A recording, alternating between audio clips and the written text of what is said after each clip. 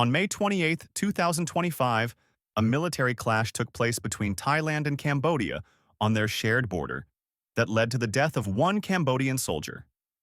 The incident took place in a small, no-man's land, territory that both claim as their own, located in the Emerald Triangle, where the borders of Thailand, Cambodia, and Laos converge. Both sides blamed each other for the clash. This led to a military and diplomatic standoff between the two Southeast Asian neighbors.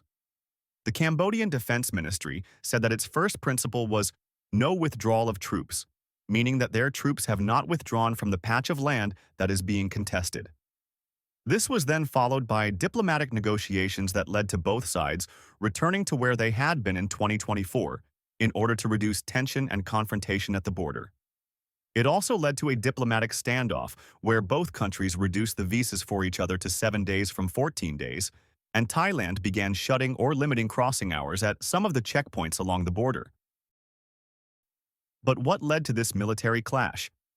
It all started in February 2025 when a group of Cambodian women was filmed singing a nationalist song at a disputed Khmer temple in a sensitive border area. This led to a formal protest from Thailand, who claimed that this incident taking place in such a sensitive area could lead to a repeat of the history of military clashes on the Thai-Cambodian border and affect relations between the two countries. 3 months later, we saw the clash take place. The Prime Minister of Cambodia is suggesting he will take this dispute to the International Court of Justice, a move that Thailand opposes and would rather solve bilaterally.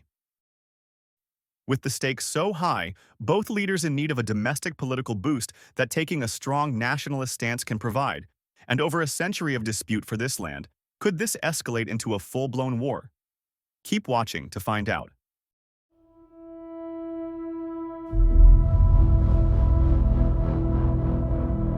Let's go back to where this all really began. About 1,000 years ago, the area that is now Thailand was known as the Siam Empire, and the area that is Cambodia was known as the Khmer Empire. During this time, primarily in the 11th and 12th centuries, several temples such as the Preah Vihear Temple were built in the Khmer Empire. Centuries later, in 1863, the French colonial empire colonized Cambodia, along with Vietnam and Laos, calling the area French Indochina. In 1904, Siam and the French colonial authorities agreed to the Franco-Siamese Boundary Treaty, which described their border to largely follow the watershed line of the Dangrek mountain range, which placed nearly all of Preah Vihear Temple and its surrounding area on Thailand's side. However, in 1907, French officers drew up a map to show the border's location. This map showed the temple on Cambodian territory. The maps deviated from the text of the treaty in several other areas too. Because the text of the treaty and demarcation in the maps do not align, the issue becomes very contentious and disputable. This recent incident isn't the first time these two countries have clashed on their border. 15 years ago, bloody military clashes broke out between Thailand and Cambodia over the Preah Vihear Temple, which lies on the same stretch of border as the recent clashes last month. A patch of land near the temple was hotly contested for several years, resulting in at least 28 deaths in a clash in 2008. Cambodia took the dispute to the International Court of Justice twice, in 1962 and 2013, in which the court ruled that the disputed land belongs to Cambodia both times. Thailand rejected these rulings. So, what are the likely future outcomes of this clash?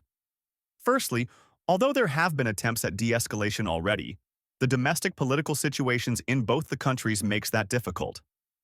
Paetongtarn Shinawatra, the current Prime Minister of Thailand, has faced a lot of criticism and opposition from nationalist groups who were foes of her father, the former Prime Minister of Thailand. She was also heavily criticized for proposing to resume talks on demarcation of maritime territory between Thailand and Cambodia last year. Also, she has a personal friendship with the Prime Minister of Cambodia because both their fathers, who were the prime ministers of their respective countries before this, were good friends. This has led to a lot of skepticism and criticism domestically, with people in Thailand questioning her leadership on these issues. In response, she said, "When friends have a conflict, they should reconcile. But in a fight, if a friend demands your house, no one would agree to give it." She has also had to take a tougher stance on the border issue, releasing a statement assuring the public that her government would not cede even a square inch of Thai territory to Cambodia. The Prime Minister of Cambodia, Hun Manet, faces a similar predicament.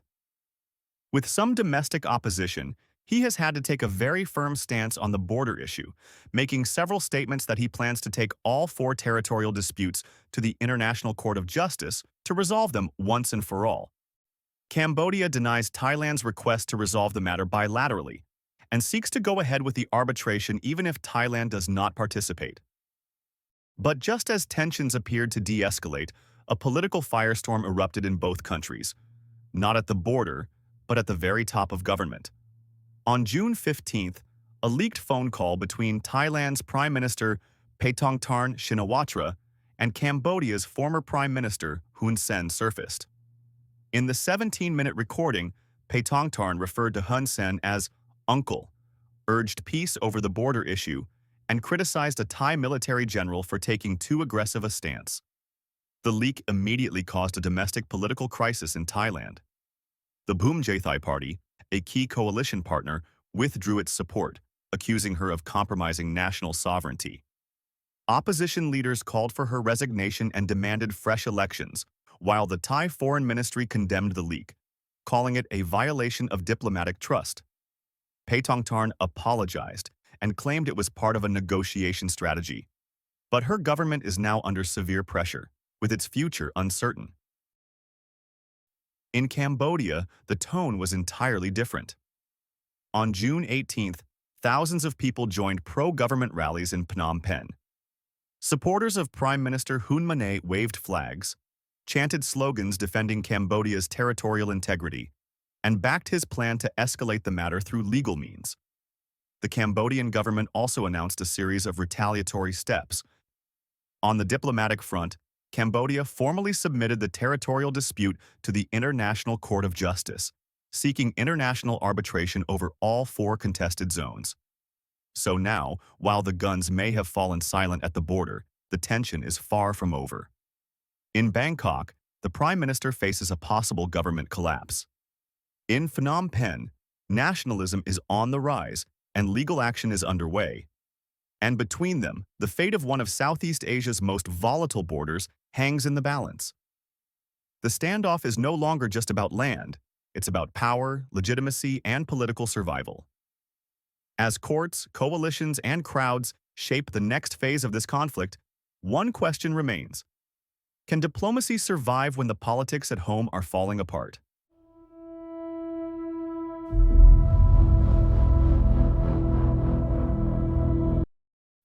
Thanks for watching. Be sure to leave your comments below and hit the like button if you found this video informative. To stay ahead of Southeast Asia's unfolding flashpoints, subscribe now.